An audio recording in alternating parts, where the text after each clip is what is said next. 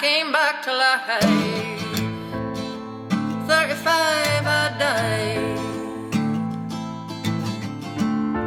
At 35 I died. 35 I died. But I'm 39. I came back to life. Someone took a knife, dug a hole in my side, blood and water and bile. She bleeds, she bleeds, she bleeds, she bleeds, she bleeds, she bleeds, she bleeds, and she died. 35 I died. At 35 I died. At 35 I died. But at 39 I came back to life.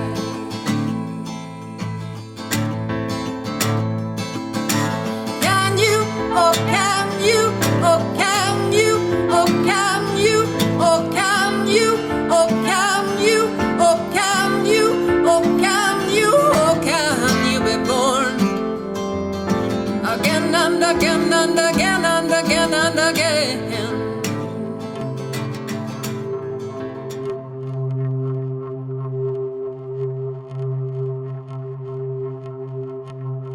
I was sitting on my back porch in my newly rented house, having just lost my home to foreclosure, when the shocking news of deep betrayal was disclosed to me.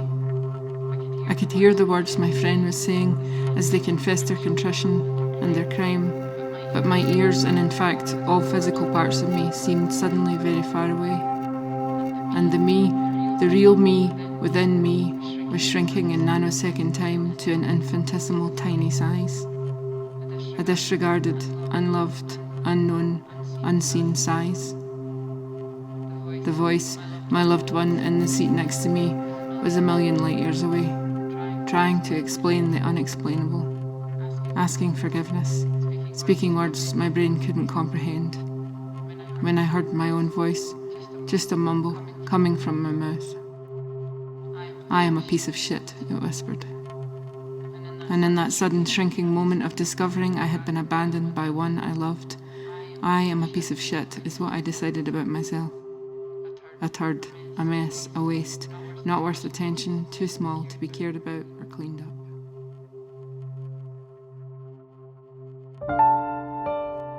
All this year, many, many, many disappointments. All this year, many, many, many disappointments, and they came to bear heavy, heavy, heavy on you, baby.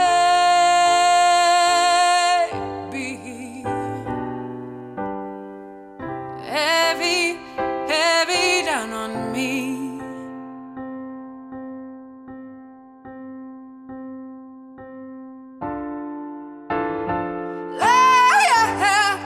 Let this tide turn and let my feet find the shore.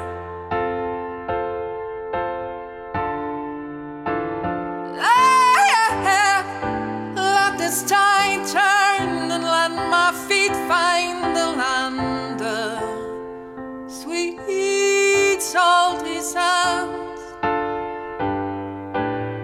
Let this storm be past.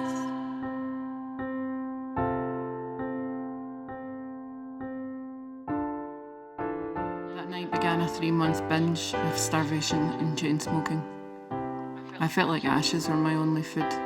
I spent day and night on that same back porch, rising early to see my kids off on the school bus and then rushing back to my painful cigarettes and the endless hours of staring at the ground and trying to unscramble the mess my whole being had become. Why was my constant question, my eternal nagging companion. It rang unceasingly like a siren through my blood and my brain.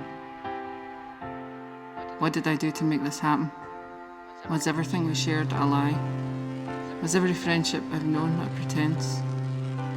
Perhaps the whole universe had always been laughing behind my back, and only now was I being let in on the joke. I was the joke. The idea that I had believed myself lovable or loved. I was a sad fool. The truth of betrayal is torture to the soul. A lie is unmasked, a conspiracy unearthed, and you find yourself at the centre of another's deceit. Your loved one is not the person you thought they were, and now neither are you. The contract of friendship is broken. All terms of your relationship etched on your heart until now are revoked. You are inside out, backwards, lost.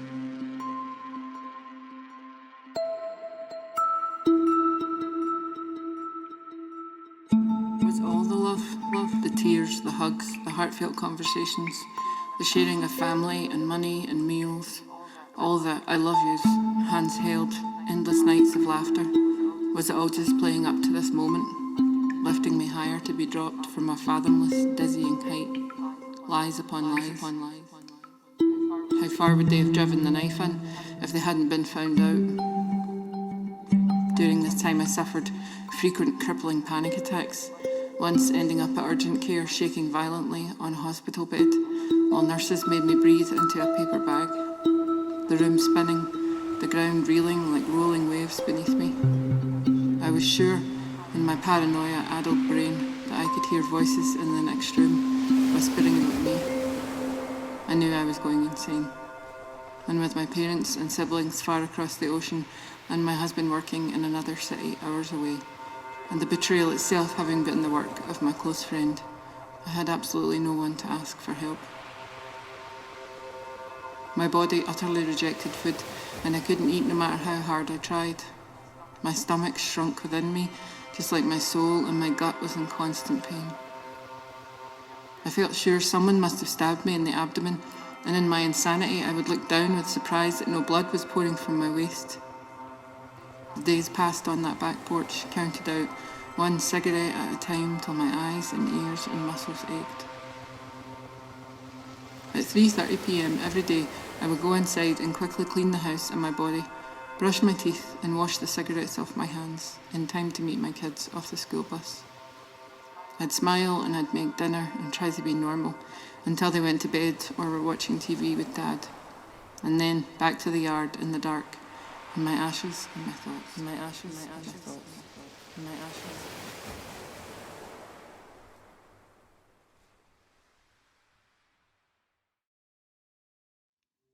3 months later, £30 lighter, and countless packs of cigarettes consumed, I began to notice that my skin hurt all over, every day. My brain was a raging mess of scrutiny and speculation, digging and sifting through soil, trying to decipher when I had lost my home, my money, my best friend, my trust, my love, my sanity. I knew all this had happened, but in what order? Sometimes I would try to write it all out to remember the dates. How did I get here, to this house that wasn't mine, to this back porch, to these frequent panic attacks, to this life hanging in limbo, consumed by insanity and heartache?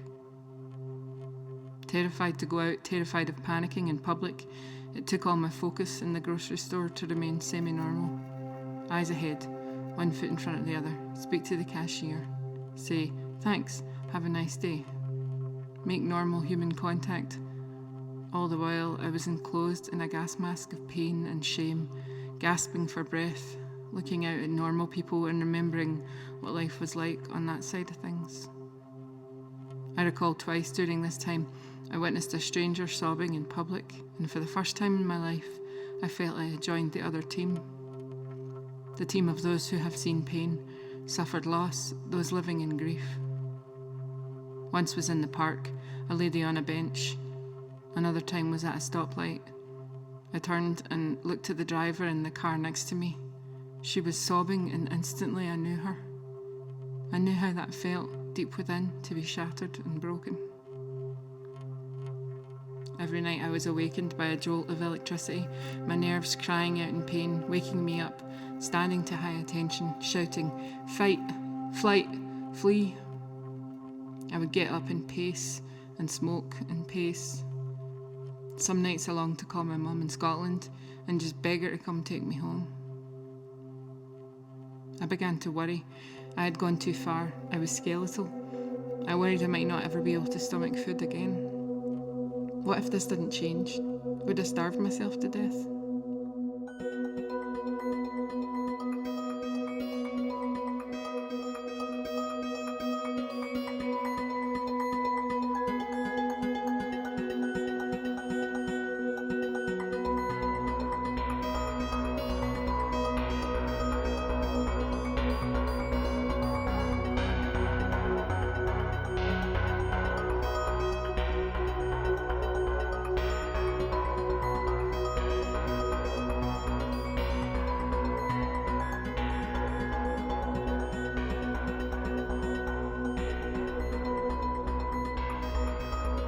In the midst of this constant stream of adrenaline-fueled quaking, God gave me a survival tactic. A minute to minute, hour to hour, practice to help me avoid the horror of losing all control in another panic attack. As a child, and even as an adult, I had loved The Chronicles of Narnia by C.S. Lewis.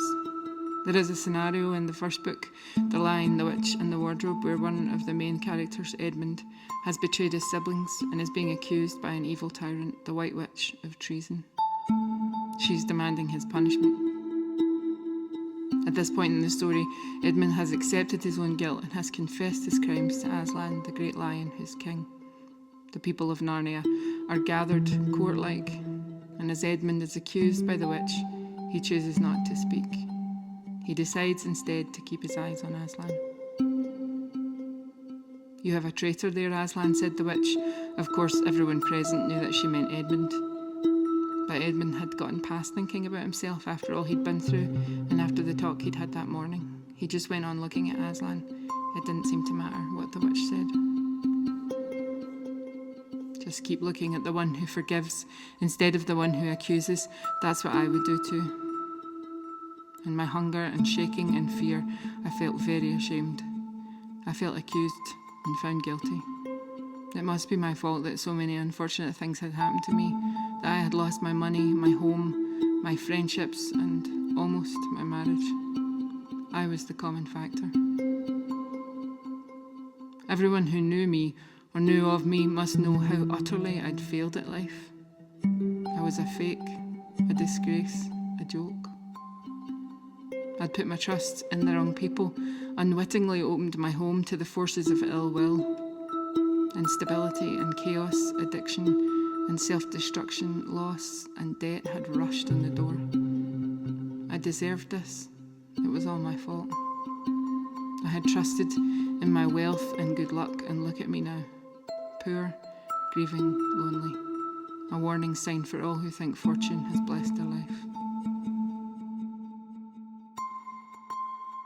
I had no faculty to cope with all that accusation. I had no defence, no answers. It felt like hell. And so I kept my eyes on God, on Yah, who is the forgiver. I would picture that golden lion face of Aslan from my childhood, in the car driving home, in the doctor's office, in the grocery store, wherever I was. I just kept my gaze there until the panic rising in my tingling palms, the roaring in my ears, pitch and roll of the floor like a ship at sea, and the mad pounding of my heart would slow, subside, and then cease. It's remarkable the places God will take you in the darkest of times.